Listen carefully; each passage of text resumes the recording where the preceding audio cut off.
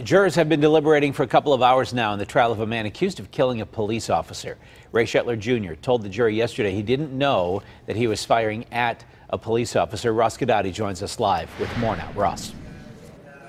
Hey, Ken, about 5 hours now, the jury has been deliberating, trying to figure out if Ray Shetler is guilty of first-degree murder, third-degree murder, or in fact is innocent. They've come back a couple times to watch some dash cam video, listen to some 911 audio tape. But, of course, before any of that happened, they had the summations by both the prosecution and the defense this morning, the last chances for both sides to appeal to the panel for guilt or innocence.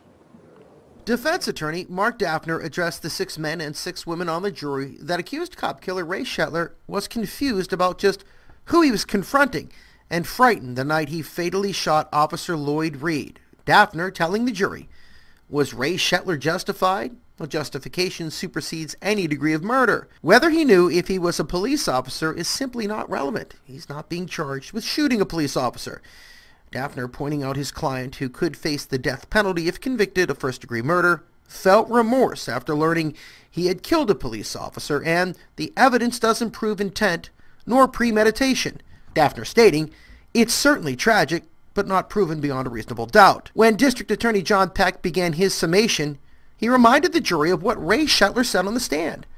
Peck telling the jury, the defendant admitted on the stand trying to kill Officer Reed. I ask you to draw a reasonable common sense conclusion that the person holding that rifle was holding it at the shoulder and aimed.